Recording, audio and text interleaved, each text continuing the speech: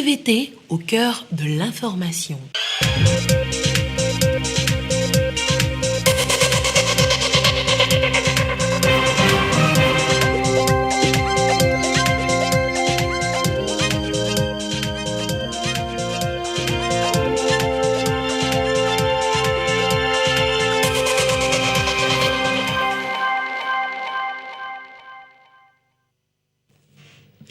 Il est l'heure du journal sur la télévision togolaise. Madame, Monsieur, bonsoir et voici les titres de cette édition.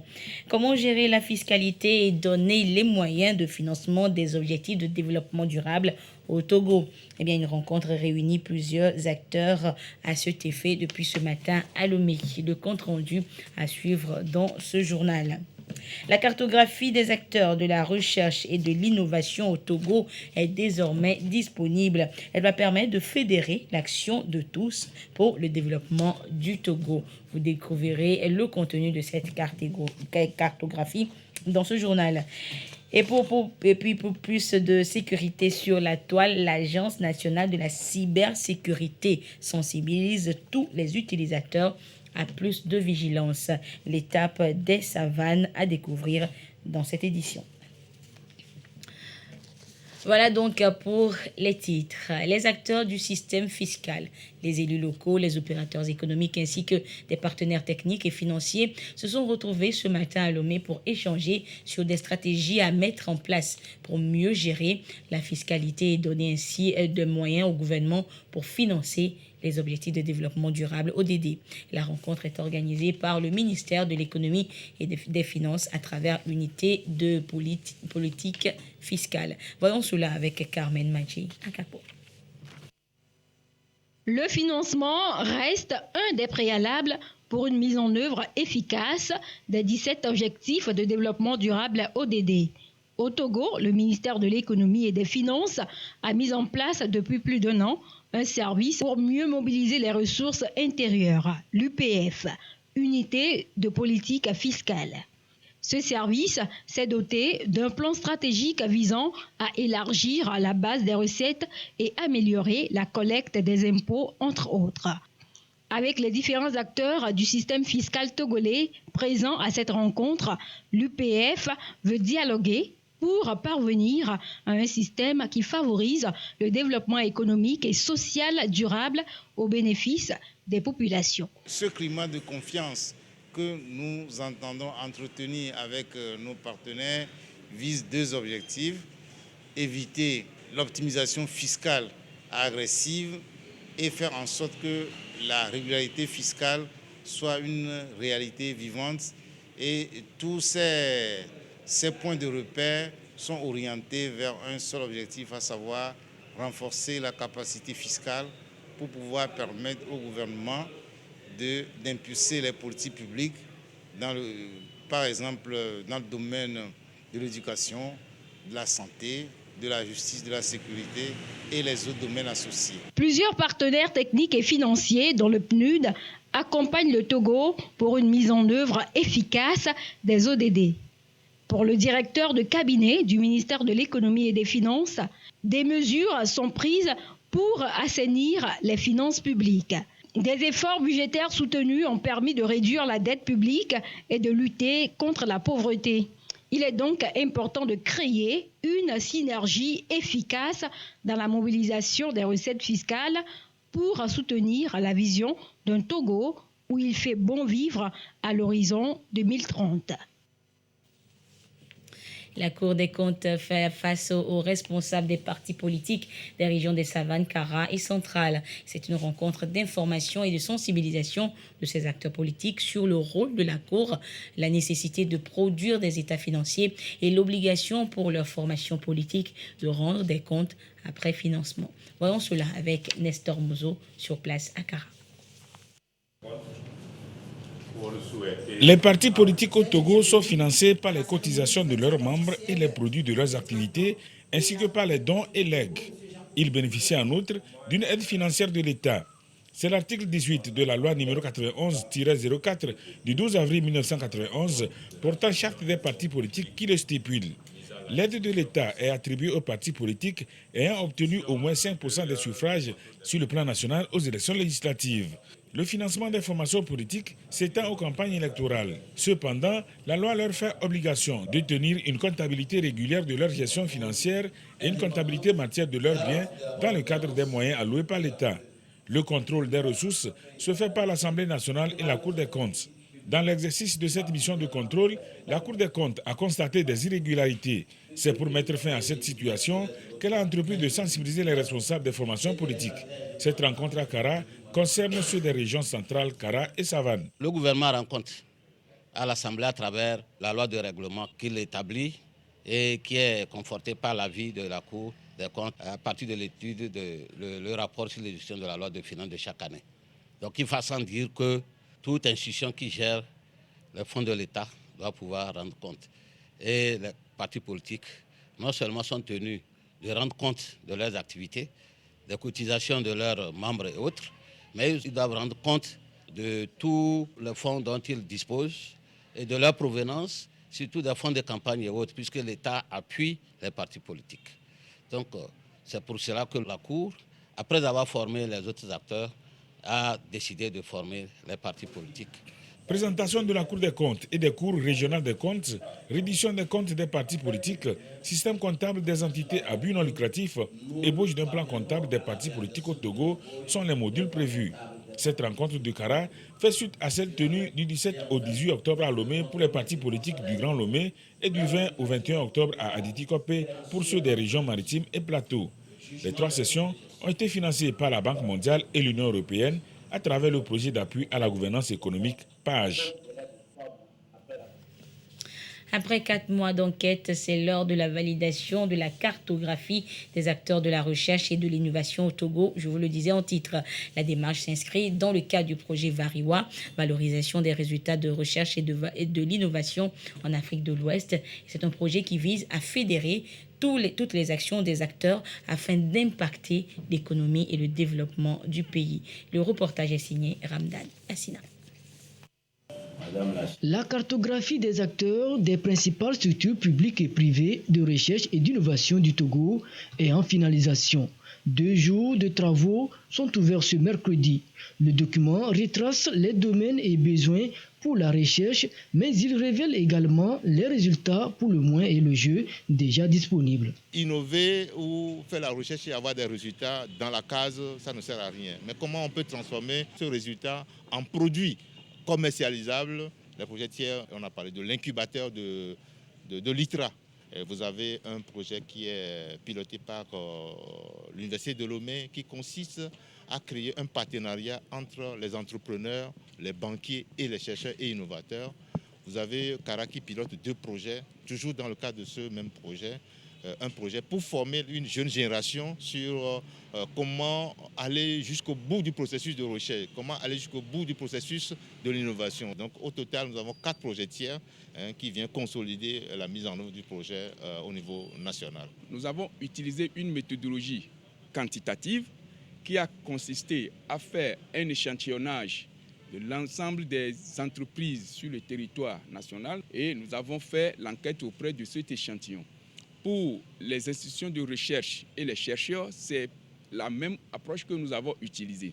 Mais au-delà de cela, nous avons utilisé l'approche qualitative pour pouvoir toucher certains acteurs clés, comme par exemple les décideurs. Le projet Valorisation des résultats de recherche et d'innovation en Afrique de l'Ouest est mis en œuvre en phase pilote au Sénégal, au Bénin, au Burkina Faso et au Togo. L'aboutissement dans chaque pays contribuera à créer un environnement favorable au transfert de technologies et de l'innovation en Afrique de l'Ouest. 5e recensement de la population et de l'habitat à présent depuis le 23 octobre dernier. Donc, l'opération bat son plein sur toute l'étendue du territoire national. Et pour sa réussite, l'action de tous, la contribution de tous est requise. Eh bien, les leaders communautaires, par exemple, sont appelés à jouer leur partition, une importante partition, mais laquelle? Eh bien, Alexandra Adekambi et Elia Bagnadao ont mené leur petite enquête. 5e recensement général au Togo, le rôle des leaders d'opinion, c'est le premier dossier de cette édition. Acteur clé pour le développement d'une action, le leader d'opinion a pour rôle d'apporter des idées convaincantes à son audience. Dans nos sociétés, ils sont souvent représentés par des autorités locales, politiques, religieuses et autres, dits aujourd'hui influenceurs. Ici au quartier Tokoin et Nyonam, le chef du quartier et son comité de développement savent ce qu'ils ont à faire pour la réussite du 5e recensement général de la population et de l'habitat démarré dimanche 23 octobre. Quand les agents leur parviennent dans leur maison, il faut qu'ils les reçoivent parce que c'est très important pour le peuple même, pour que l'opinion aussi sache combien nous sommes dans le Togo et pour en faire ce qu'il faut. Il y a les étrangers aussi qui sont parmi nous et je les ai mis en garde. Arriver dans une maison où on ne les reçoit pas, il faut qu'ils recensent la maison-là et me faire part. Comme ça, je saurai comment faire. Je peux faire la démarche moi-même ou soit avec mes notables, on peut essayer de régler ce problème-là. Le chef a dit gongonner pour sensibiliser les gens. Mais on a été là-bas, on l'a dit, s'il y a ce qui ne va pas, ils n'ont qu'à venir. Nous, on va intervenir pour sensibiliser les gens comment ça se passe dans notre quartier. Cette opération permettra au gouvernement de disposer des statistiques précises sur notamment le nombre, l'état de santé et autres situations sociales de la population, surtout les plus vulnérables. Il est donc important d'y adhérer et donner les réponses fiables. Nous allons continuer à sillonner nos quartiers pour demander à nos concitoyens de réserver un accueil décent aux recenseurs et de répondre efficacement aux questions pour que les résultats du recensement soient à la hauteur, soient fiables, pour que l'autorité puisse l'utiliser pour les programmations de développement. Et ces agents également, nous les convions à être le plus disciplinés possible. Les informations collectées à ce recensement général permettront au gouvernement de réorienter ses interventions en faveur du bien-être des populations et du développement du Togo. Les agents collecteurs sillonneront nos maisons jusqu'au 12 novembre prochain. Direction à présent le site des expositions et foires Togo 2000 où se déroule depuis hier le Salon international de l'agriculture et de l'agroalimentaire de Lomé-Sialo. Ce soir, Ekwe Sala joue la guide et nous amène découvrir les différents stands qui présentent divers produits et surtout le savoir-faire togolais pour révolutionner l'agriculture togolaise. Regardez. À quelques mètres de son stand, il accroche les regards. Ce tracteur, en exposition au 9e Salon de l'agriculture et de l'agroalimentaire de Lomé, n'est pas le seul matériel pour révolutionner l'agriculture togolaise. La pompe solaire Bibos fait partie des innovations. Il suffit d'avoir une source d'eau, un fleuve, une rivière, un puits. Bibos se charge de vous apporter la pompe solaire. L'innovation ici, c'est avec les panneaux de Bibox. Il y a une technologie qui est instaurée, qui fait que même en temps pas trop ensoleillé, vous avez toujours l'eau quand même. Donc ça fait que vous n'aurez pas totalement l'eau en tant que telle, mais peu importe le temps qu'il fait, le nuage vous promet, s'il ne pleut pas, d'avoir au moins de l'eau pour arroser. Sur le site, bien d'autres outils et produits agricoles à découvrir. Parmi les exposants, Dodi, avec son application mise en marche depuis octobre 2021. Ici, chaque visiteur a droit à une explication sur son fonctionnement. C'est une application qui met en avant les produits locaux. Avec cette application, vous pouvez retrouver les points de vente de tous les produits bio, agroalimentaires et puis de tous les mets qui sont faits localement. C'est sur Play Store, vous pouvez l'installer sur votre Android ou bien smartphone ou bien soit l'accéder via votre portail web. Il y a les produits agricoles biologiques, il y a les produits agroalimentaires, donc les produits transformés localement, il y a les mets locaux aussi. Et de l'autre côté aussi, on a les conseils en nutrition qui sont donnés par des nutritionnistes experts grâce à l'appui du ministère de la Santé. Les produits agroalimentaires occupent la grande partie des stands. Ici, par exemple, du fonio transformé. La coopérative Post Fonio, basée à Atakpamé, veut profiter de cette exposition pour remettre au goût du jour le fonio. Je me suis participé à ce salon pour la promotion de notre produit. Le fonio, ça grain, ça donne de la vitamine et ça guérit beaucoup des maladies. La journée du 30 octobre sera consacrée à la région des savanes. Les richesses de la région seront à l'honneur. Jusqu'au 2 novembre prochain, Les stands resteront ouverts aux visiteurs. Et l'agriculture ne produit pas que des aliments, elle produit également des médicaments, des plantes qui rentrent dans le traitement de plusieurs pathologies. Eh bien, une société de la place y est spécialisée et durant ce mois du consommé local, nous vous la faisons découvrir et c'est un dossier de Edwige Atapapassabi et Eli Agba. Yandao. Établissement Aroadji. Ici, c'est des produits typiquement togolais, des vins, des liqueurs ou encore des jus. Des boissons faites à base des plantes et des épices. Naturel. Complément alimentaire. Et michona ayo, michona doté, michona fiti, michona fo, michona li, echo, plengota. Nous yo kata ko hiana amagbeto be watan anno agbele la mesama kwa. Mia hwanji bedo fe a o emi zana emi we le nono mo vuvuvuvu. Mianto iwoni. Ido morunga ba ha vivi. E sukle malamu. Nous kenana o vivi na ha amai egbe. Emi chwana vivi. Donc a yenya ha vivi ban to o do motor ka kenya matang globe no nui ela wonui na mela begbe a. Ke ha mele gbe nu le sukle bo. Ye wa be mi chokbe.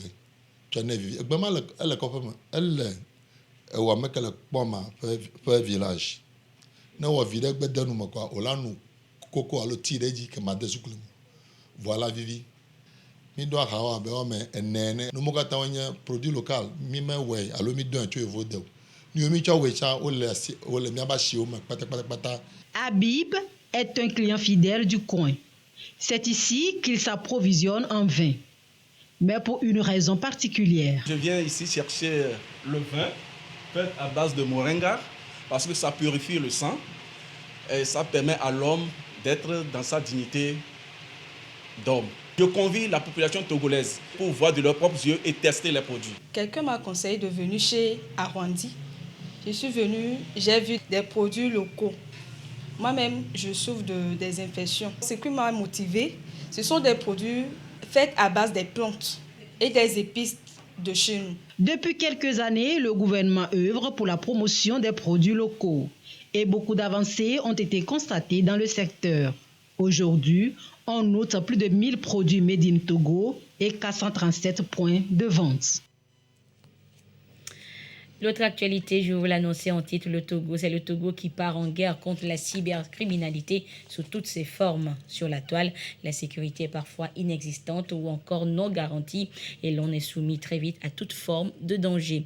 L'Agence nationale de la cybersécurité est à l'intérieur du pays justement pour conscientiser les utilisateurs des TIC sur les enjeux de la cybercriminalité. L'étape de la région des Savanes avec Gérard Lagoudou. L'espace numérique à la portée de toutes les mains, ou presque. Le monde est devenu un village planétaire, mais force est de constater ces dernières années que les technologies de l'information et de la communication sont détournées de leur mission principale. Dans la production, dans le travail, dans la consommation, nous achetons et nous vendons beaucoup aujourd'hui en ligne. Donc l'explosion de l'utilisation de ces outils numériques a conduit à l'explosion de la cybercriminalité. Donc la cybercriminalité, qu'est-ce que c'est? Ce sont des actes délictueux, ce sont des infractions que des gens commettent au moyen des outils numériques. Vous avez un site internet sur lequel vous vendez des objets. Un cybercriminel peut être au Kazakhstan ou en Russie et bloquer ce site. Donc à la seconde où il bloque ce site, vos clients ne peuvent plus accéder à vos données, ils ne peuvent plus accéder à vos produits pour les acheter. Donc aujourd'hui, la cybercriminalité s'est beaucoup développée, elle s'est sophistiquée, elle s'est structurée. Et donc les États ont mis en place des cadres légaux et opérationnels qui ont vraiment pour mission de défendre les systèmes d'information de nos États, de nos entreprises ainsi que de nos citoyens. D'où, depuis 2019, le chef de l'État a mis sur pied l'ANSSI, Agence nationale de la cybersécurité. Sa mission, concourir à la définition et à la mise en œuvre de la politique et des orientations stratégiques en matière de cybersécurité, coordonner la riposte aux attaques informatiques et bien d'autres encore. Ici à Dapaon, l'ANSSI appelle à plus de vigilance. Secteurs publics et privés sont à la découverte de l'écosystème de la cybersécurité au Togo, les règles de la cybersécurité, puis les bonnes pratiques et mesures pour se prémunir contre les actes de criminalité. L'objectif aussi, c'est de montrer aux administrations déconcentrées et décentralisées de notre pays qui utilisent énormément les outils numériques, parce qu'aujourd'hui, ils collectent beaucoup de données pour les administrations centrales, de faire attention que l'utilisation de ces données et de ces outils numériques comporte des risques. Et donc d'observer les mesures de bonne pratique que nous allons leur distribuer. Nous avons édité beaucoup de visuels, donc des posters qu'on pourra coller dans les murs, dans les bureaux, ainsi que des dépliants où vous avez de façon résumée les mesures de bonne pratique qu'il faut observer pour pouvoir se prémunir. Et surtout faire connaître aux administrations à l'intérieur du pays l'outil opérationnel de protection et de réponse aux incidents informatiques de notre pays qui est le CERT.tg.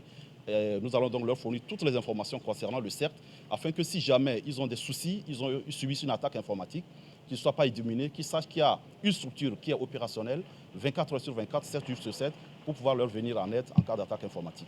Les travaux de la présente tournée de sensibilisation aux enjeux de la cybercriminalité sont organisés en partenariat avec Cyberdéfense Africa. Les autres régions du Togo sont également concernées dans les prochains jours. Et le 8e forum de Dakar sur la paix et la sécurité s'est achevé hier mardi. On retiendra entre autres l'intervention de l'ancien président nigérien pour lequel l'aide massive à l'Ukraine a complètement éclipsé la crise dans le Sahel.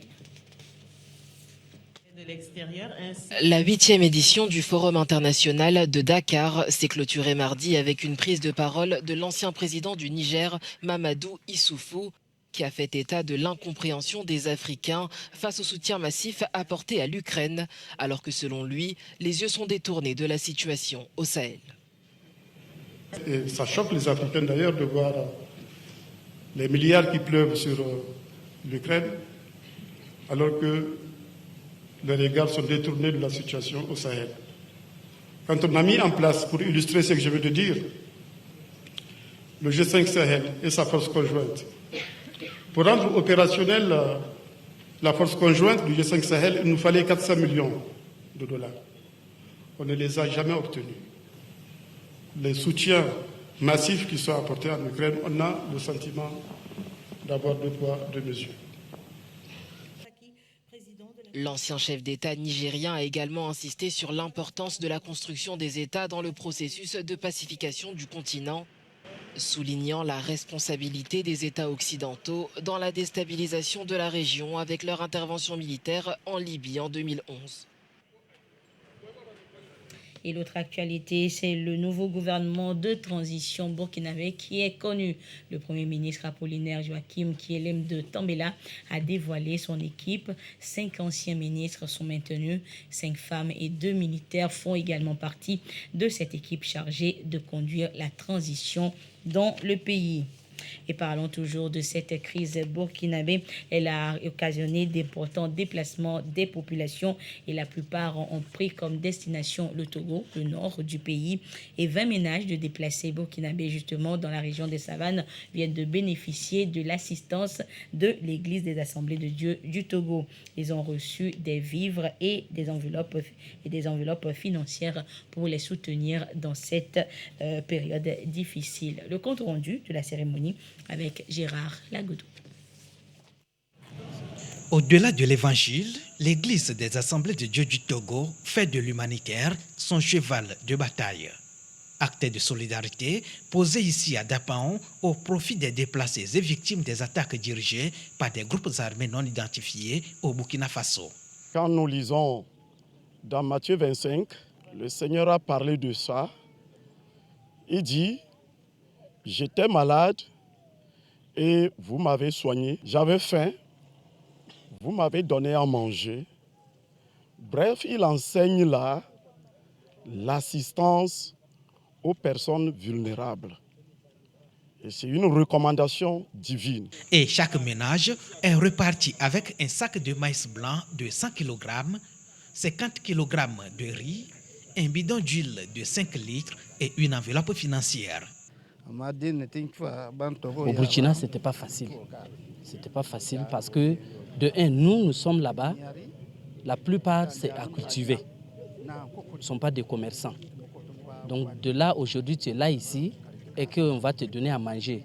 Voyons que c'est vraiment C'est pas simple, mais avec les autorités du Togo, là, ce qu'ils font là, vraiment, on remercie beaucoup l'Assemblée de Dieu, que Dieu le donne la longue vie à leur église. Avant, vraiment, on avait beaucoup de problèmes, mais actuellement, manger, ça va. Et côté de santé, si on te donne cadeau et voilà un peu de sous, allez tenir ta famille. Vraiment, on remercie beaucoup la population togolaise. Qu'ils soient animistes, qu'ils soient païens ou quel que soit leur bord religieux, c'est une personne en souffrance qui crie et nous sommes appelés à l'assister, quelle que soit sa religion. Le préfet de Tone, Douti Ndoukoua Timbiadja, a également exprimé la gratitude du gouvernement à l'Église des Assemblées de Dieu du Togo pour ses œuvres humanitaires. Il a invité les bénéficiaires à la culture de l'esprit de bon voisinage et la population en général à l'étroite collaboration avec les forces de défense et de sécurité pour la paix et le développement harmonieux de la région des Savanes. Le président de la Haute Autorité de l'Audiovisuel et de la Communication, RAC, porte à la connaissance des promoteurs des sociétés de presse et des professionnels des médias que la deuxième session ordinaire de l'année 2022 se tiendra du 14 au 17 décembre 2022. Cette dernière séance de l'année sera prioritairement consacrée à l'examen des dossiers de demande de délivrance ou de renouvellement de la carte de presse, de création de sociétés de presse écrites, ainsi que des dossiers de création et d'exploitation des sociétés de presse en ligne en mode écrit et audiovisuel. À cet effet, le président de la HAC invite les personnes ou sociétés intéressées à procéder au dépôt de leur dossier conforme aux modalités afférentes à chaque demande au secrétariat général de la HAC tous les jours ouvrables de 8h à 12h et de 15h à 17h. La date limite de réception des dossiers est fixée au vendredi 25 novembre 2022 à 17h. Passé ce délai, aucun dossier ne sera reçu. Et pour toute information complémentaire, consultez le site internet le www.ractogo.tg. Un communiqué du président de l'institution, Pitalunani Telu. Et puis la culture au goût du jour à l'Institut français de Lomé. Le centre vient de présenter à la presse le programme de ses activités. Elles sont prévues sur 3 mois, de septembre à novembre 2022. Et au vu de leur diversité, chaque mordu de la culture trouvera son compte. Marie-Ange Bida pour des précisions. À l'affiche, exposition, concerts, théâtre, danse et cinéma. C'est l'essentiel de la programmation culturelle de l'Institut français de Lomé. Elle couvre septembre à novembre 2022. Ces activités emmènent le spectateur à la découverte du patrimoine togolais. Elles sont aussi pour lui une occasion de voyager. Pouvoir construire des projets communs à partir de nouveaux imaginaires a nourri en fait notre réflexion pour arriver à proposer un fil rouge qui passe à la fois par ce qu'il faut dire du Théâtre national de Strasbourg, par texte de Léonora Miano, mais aussi Yéyé, le concert d'Elom Vince que nous accueillerons le 5 novembre. Des expositions comme celle de Jacques Dokoku qui va interroger l'héritage français et allemand au Togo. Au travers de ces différentes prestations, l'Institut français fait la promotion des artistes. Au-delà, il offre à tout public des services variés. C'est des lieux ressources comme la médiathèque.